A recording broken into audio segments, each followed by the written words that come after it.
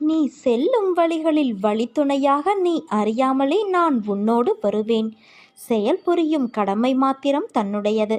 பலனை அளிப்பவர் எல்லாம் வல்ல இறைவன் என்னும் திடமான நம்பிக்கை எவரிடம் உள்ளதோ அவருடைய செயல்கள் அனைத்தும் வெற்றி புரியும். எதிலும் நீ தோற்று போக மாட்டாய்.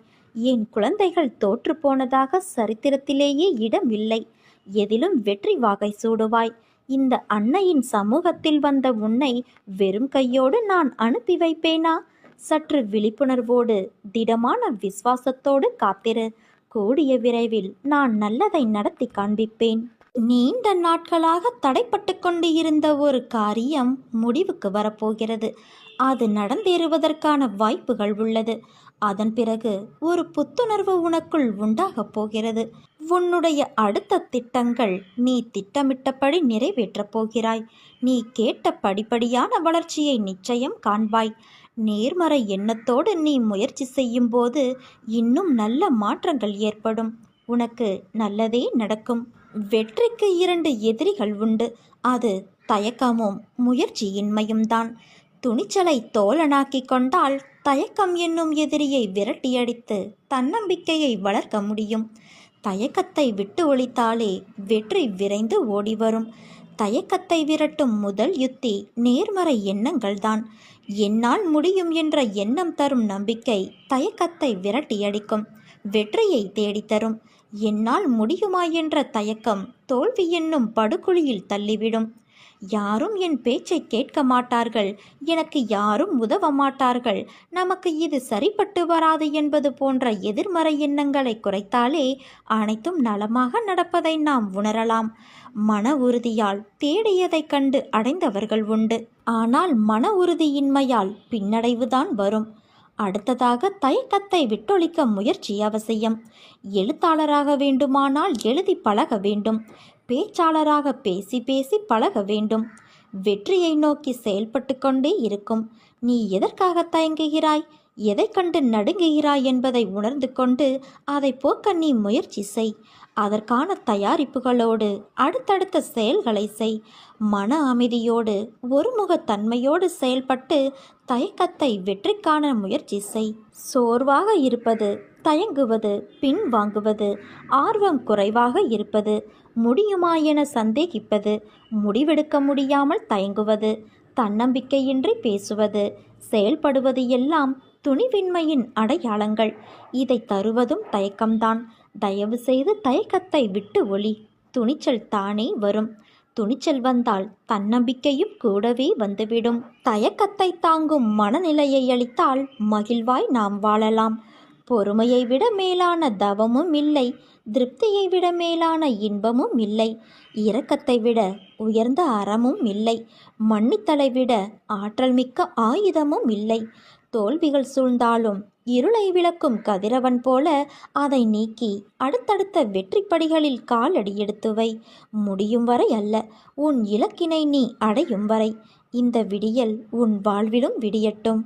நீ செல்லும் வழிகளில் வழித்துணையாக நீ அறியாமலே நான் உன்னோடு வருவேன். செயல் புரியும் கடமை மாத்திரம் தன்னுடையது. பலனை அளிப்பவர் எல்லாம் வல்ல இறைவன் என்னும் திடமான நம்பிக்கை எவரிடம் உள்ளதோ அவருடைய செயல்கள் அனைத்தும் நிச்சயம் வெற்றி பெறும்.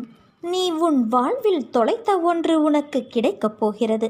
அது பொருளாகவோ உறவாகவோ ஆரோக்கியமாகவோ நிம்மதியாகவோ கூட இருக்கலாம். ஏதோ ஒன்று நீ தொலைத்ததிலிருந்து உனக்கு கிடைக்கப் போகிறது. அது உனக்கு மகிழ்ச்சியை நிச்சயமாக தரும். நீ என் மீது கொண்ட நம்பிக்கை பிரார்த்தனையின் பரிசாக உனக்கு கிடைக்கப் போகிறது குழந்தையே. நீ மகிழ்ச்சியாக இரு. உனக்கு எதை எப்பொழுது தர வேண்டுமோ அதை அப்போது நானே உன்னிடம் கொண்டு வந்து சேர்ப்பேன். உனக்கு கிடைக்காமல் போன ஒன்றுக்காக நீ வருந்தாதே. அது உன் கையில் விரைவில் கொண்டு வந்து உன் வராகி அன்னையான நானே சேர்ப்பேன். என் மீது நீ நம்பிக்கை வை என் குழந்தையே. நன்மைகள் என்பது காற்று போல. நாம் ஒருவருக்கு நன்மை செய்தால் அது நிறைய பேருடைய வாழ்க்கைக்கு விடிவெள்ளியாய் இருக்கும். அது தரும் மன நிம்மதியும் நிறைவும் தான் நிரந்தரம். இதை நீ நன்றாக புரிந்து கொள் என் குழந்தையே. இன்று இரவுக்குள் ஒரு நற்செய்தியை நீ கேட்பாய். இன்ப அதிர்ச்சி உனக்கு காத்துள்ளது என் குழந்தையே. என் லீலைகள் உன் வாழ்க்கையில் எந்த வகையிலும் ஊடுருவும். அதை இதுதான் என்று உன்னால் யோசிக்க முடியாததாய் ஆச்சரியமுடையதாய் அமைத்து உன் வாழ்க்கைக்கு உன் தந்தையான நான் கொடுப்பேன். இப்போது தளர்ந்து நம்பிக்கையற்று திடமில்லாமல் எனக்கு என்ன செய்தீர்கள் என்று கேட்கும் அளவிற்கு உன் புத்தியும் மனமும் குழம்பி சஞ்சலமாகி உள்ளது. சிறிது நாளில் அது உனக்கு தெளிவு பெறும். நீ கவலை கொள்ளாதே. உன்னை விட்டு உன் தந்தையான நான் எங்கும் செல்ல மாட்டேன். உறுதியோடு கேள். என் மீது நம்பிக்கை உனக்கு முழு அளவில் இருந்தால் நீ பொறுமை காக்க வேண்டும். என்னை ஏன் கைவிட்டீர்கள் என கேட்டு உன் அருகில் நான் இருக்கும்போதே நீ தூர விலகிச் செல்லாதே. என்னை நீ அணுகுவதற்கு விசேஷமான வழிமுறைகள் ஏதும் இல்லை. நம் தாயை எப்படி அணுகுவோம்? இதே போல ஒரு கேள்வி கேட்பது மடத்தனமானது. அன்பு என்ன என்று குழந்தை உணர்வதற்கு வெகு நாட்களுக்கு முன்னதாகவே தாய் தன் குழந்தைகள் மீது அன்பை பொழிந்து வருகிறாள். அதே போல நானும் என் குழந்தைகளின் மீது அன்பை பொழியும் ஒரு கண்ணுக்கு தெரியாத அன்னையின் பாத்திரத்தை ஏற்று முற்பிறவிகளிலிருந்தே தொடர்ந்து தம் பக்தர்களாகிய குழந்தைகளின் மீது அன்பை பொழிந்து கொண்டு இருக்கிறேன். ஆனால் அவர்கள் இப்போது என்னை எப்படி அணுகுவது? அவர்கள் என்னை அணுக வேண்டும் என மனப்பூர்வமாக விரும்ப வேண்டும். உடனே அணுகுமுறை துவங்கிவிடும். அக்கணத்திலிருந்தே அவர்கள் நிலைமையில் முன்னேற்றம் ஆரம்பமாகிவிடும். அவர்கள் மேலும் மேலும் உற்சாகமடைய முடியும். மேன்மேலும் பலனும் அடைய முடியும். வாழ்க்கையில் நீ செய்த தவறுகள் உனக்கு வழிகளை கொடுத்துள்ளன. நீ உன் தவறுகளிலிருந்து பாடம் கற்றுக்கொண்ட அனுபவங்களை மனதில் கொண்டு மீண்டும் இது போன்ற ஒரு தவறை எந்த சூழ்நிலையிலும் செய்யாமல் இரு. வாழ்க்கையில் எல்லாவற்றிற்கும் உணர்ச்சி வசப்படுதல், அழுதல் ஆகியவைகளால் உனக்கு எந்த வகையிலும் உதவி செய்யாது. நீ வாழ்க்கையில் இவற்றை கடந்து எவ்வாறு முன்னோக்கி செல்வது என்பதை குறித்து சிந்தித்து செயல்படு. அதற்காக தேவையில்லாத வழியில் செயல்பட நினைக்காதே. குறுக்கு புத்தி சுயநலமானது, விரைவில் துன்பத்தை தரக்கூடியது. குறுக்கு புத்தி இல்லாமலும் கள்ளம் கபடமற்ற நிலை முட்டாள்தனம் இல்லாமலும் இருக்க வேண்டும். நீ புத்திசாலியாகவும் கள்ளம் கபடமற்றவராகவும் மனித தன்மையோடு கூடிய கூர்மையான புத்தியோடும் இருக்க வேண்டும். என் வார்த்தைகள் மீது நம்பிக்கை வைத்து செயல்படு என் தங்கமே. நீ நிச்சயம் தடைகளை தகர்த்து வெற்றியடைவாய். இது உன் தந்தையான என்னுடைய சத்திய வாக்கு. உன் அம்மா அப்பாவாகிய நான் உன்னோடு இருக்கிறேன். எந்நேரமும் உன்னை நான் பாதுகாத்து கொண்டே இருப்பேன். நல்லதே நடக்கப் போகிறது என் தங்கமே. கடல் அலை போல 1000 துன்பங்கள் உனக்கு வந்தாலும் உன் தந்தையான நான் உன்னை கரை சேர்ப்பேன் என்ற நம்பிக்கை உனக்கு முழுமையாக இருக்கிறதல்லவா? பிறகு உன் தந்தையான நான் உன்னை எப்படி கைவிடுவேன்? நீ நம்பிக்கையோடு இரு. நல்லதே நடக்கும். யார் வேண்டுமானாலும் எதை வேண்டுமானாலும் பேசட்டும். உன் பாதையில் நீ உறுதியாக இரு. உன் மீது நம்பிக்கை வை. உன் மீது நீ வைக்கின்ற அசைக்க முடியாத நம்பிக்கையே நீ என் மீது வைக்கின்ற நம்பிக்கையாகும். என்னால் எதுவும் முடியும் என்று சொல். நிச்சயம் அது முடியும். காரணம், உன்னில் இருப்பது நீ அல்ல, உன் தந்தையான நான். உன் குலம் தலைக்க, குடும்பம் செழிக்க உன் தந்தையான நான் உனக்கு எப்போதும் துணையாக இருப்பேன். தான் என்ற அகம்பாவத்தை விடுத்து கருணை, மன்னிக்கும் தன்மை, சேவை மனப்பான்மை, அகிம்சை போன்ற தெய்வீக குணங்களை ஒருவர் தமக்குள் கொண்டு வர முடிந்தால் உன் தந்தையான நான் உன்னுடனேயே இருந்து உன்னை வழிநடத்தி அழைத்துச் செல்வேன். உன் மனதில் தோன்றிய கவலைகளாலும் நீ அடைந்த துன்பங்களாலும் எதிர்காலத்தை பற்றிய பயம் உன் உடல் கட்டுக்கோப்பை இழந்து வாடி மெலிந்து கண்களில் ஒளியில்லாமல் நீங்கி இருப்பதை பார்த்து நான் நெஞ்சம் உடைந்தேன். நான் உனக்கு என்னை வெளிப்படுத்தி கொண்டு ஒவ்வொரு நிகழ்விலும் உன்னோடு இருப்பதை உறுதிப்படுத்தி கொண்டே இருந்தேன். இப்போதும் அப்படித்தான் இருக்கிறேன். ஆனால் என்னை காணவில்லை என்றும் உன்னை கைவிட்டு எங்கோ மறைந்து கொண்டேன் என்றும் மனதிற்குள் நினைத்து கொண்டு என் மீது நீ வெறுப்பு காட்டுகிறாய். நீ என்னை பற்றி நினைத்து கொண்டு இருக்கும் அதே வேளையில் நீ சற்றும் எதிர்பாராமல் உன் முன்னால் வந்து நிற்கும் எந்த வண்டியிலாவது என் சித்திர ரூபத்தை கண்டுவிட்ட மகிழ்ச்சியை நீ எப்படியெல்லாம் கொண்டாடி மகிழ்வாய்? அப்படிப்பட்ட நீயா இன்று இந்த நிலைமையில் இருப்பது? உன்னை நான் இந்த கோலத்திலா பார்க்க வேண்டும்? என் மனம் உடைகிறது குழந்தையே. சாதுக்கள் மூலமாகவும் ஞானிகளின் மூலமாகவும் மனதை இலகுவாக்கிக்கொள், சமநிலைப்படுத்து, பற்று நீக்கு என்றெல்லாம் எடுத்துச் சொன்னேன். ஆனால் நீயோ அதை காது கொடுத்தும் கேட்கவில்லை. நீ தாழ்ந்திருந்த போது உன்னை நான் காப்பாற்றினேன். நீ என்னை உதாசீனப்படுத்தவில்லை. உன்னையும் உன்னை சார்ந்தவர்களையும் உயர்வாக வைத்து காத்தேன். நான் இன்னொருவர் ரூபத்திலும் இருப்பேன் என்பதை உணர்ந்து பிறரை உன் நாவினால் புண்படுத்தாமல் இருந்தாய். ஆனால் சமீப காலமாக நீ எப்போதும் சண்டை போடுகிறாய். நீ கவலைப்படாதே குழந்தையே.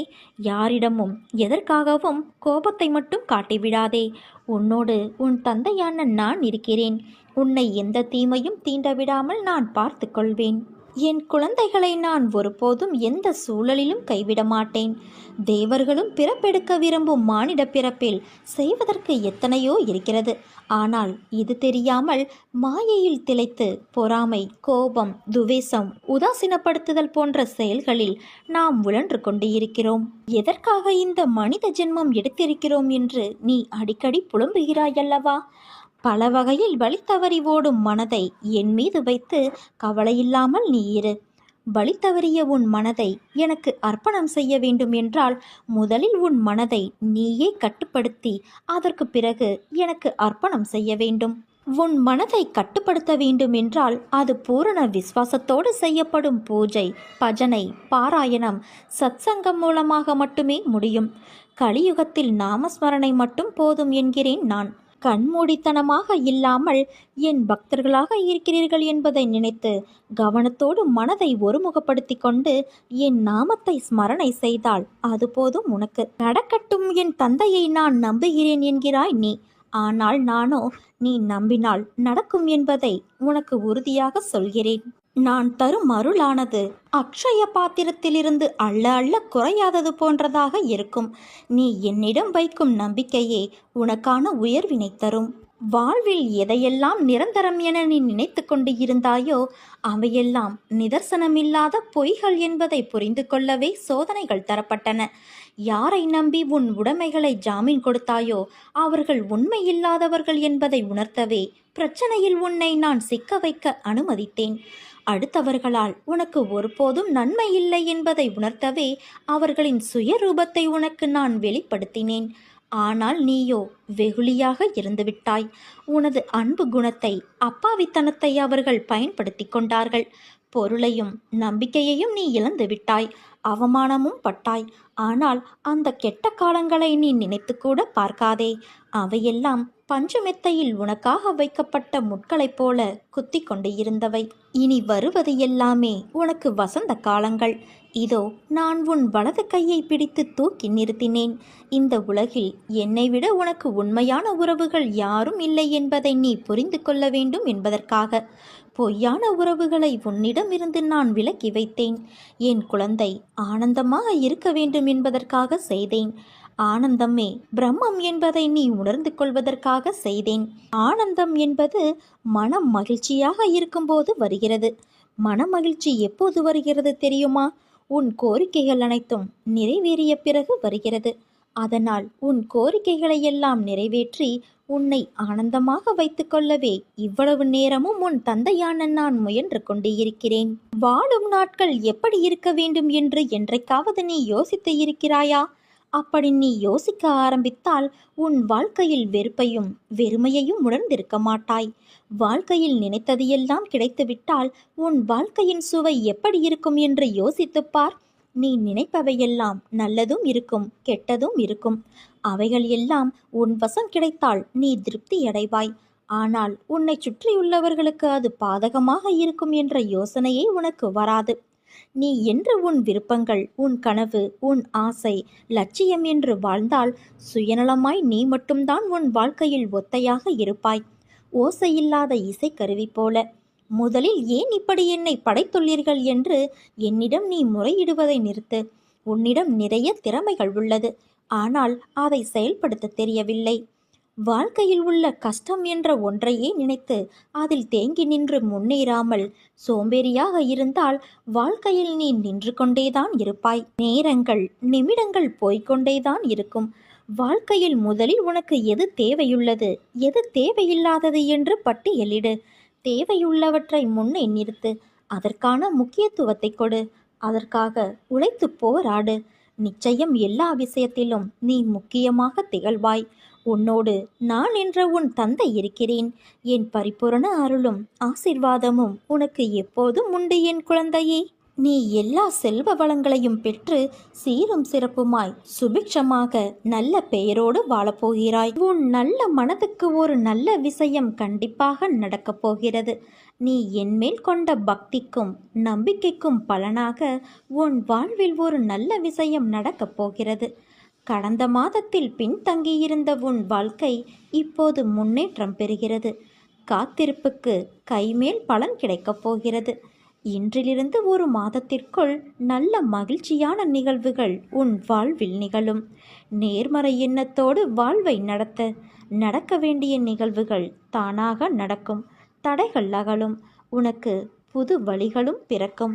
என்னை நம்பாதவர்களுக்கே அநேக அதிசயங்களை நான் செய்தேன். உன்னை அழைத்தது நான். என்னையே நம்பியிருக்கும் உன்னை நான் எப்படி கைவிடுவேன்? உன்னை தூக்கி எறிந்தவர்களுக்கு நீ குப்பையாக இருக்கலாம். ஆனால் உன்னை தூக்கி எடுத்த எனக்கு நீ என்றுமே பொக்கிஷம்தான். நீ கனவிலும் நினைக்காத பல அற்புதங்கள் உன் வாழ்வில் நடக்கப் போகிறது. அப்போது நீயே சொல்வாய், என் அன்னை என்னை கைவிடவில்லை என்று. இன்று உன்னை நான் ஏமாற்றிவிட்டேன் என்று நீ புலம்புகிறாய். உன்னை நான் ஏமாற்றவில்லை. வாழ்க்கையில் ஒரு போலியான கண்ணோட்டத்தை வைத்து அதை நிஜம் என்று நினைத்து வாழ்க்கையை அப்படி எடுத்துக்கொள்ளும் போக்கில் நீ இருந்தாய். அதனால்தான் உன்னை அந்த போலியான பக்கத்திலிருந்து காப்பாற்ற நினைத்தேன். முடிந்தவரையில் அந்த போலியான எண்ணங்களை தவிர்த்தாய். உன் அன்னையான நான் அதை உன்னிடமிருந்து தகர்த்தெறிய சிறிய விஷயங்களை செய்தேன். ஒரு நிமிடத்தில் நீ உணர்ந்தாயல்லவா? அந்த போலியான கனவுகளை நினைத்ததால் நமக்கு நேரம் நட்டமாயிற்றே என்று உணர்ந்தாய். சரிதானே? இனிமேல் அப்படிப்பட்ட எண்ணங்கள் உனக்கு வருவதற்கு முன்னால் அதை சுதாரித்து அந்த பொய்யான தோற்றத்தில் அலாதியாய் நீ மூழ்க மாட்டாய். கனவுகள் போலியானவையல்ல. அந்த கனவுகளை நிஜத்தில் உணர்வதாக நினைத்து கனவுகளில் நீ வாழ்கின்ற விஷயம்தான் போலி. அதுதான் உன் உழைப்பில் மனம் ஒன்றுபடாதபடி உன் சிந்தனையை திசை திருப்பும். கனவுகள், லட்சியங்கள் ஒருபோதும் போலியான தோற்றமல்ல. அதுதான் உனக்கான தகுதியை எந்த அளவில் இருக்கிறது என்பதை உனக்கே அளவிட்டு சொல்லும் பந்தய கோடு. அந்த பந்தயத்தில் நீ உழைக்கின்ற உழைப்பு நிஜமாக இருக்க வேண்டும்.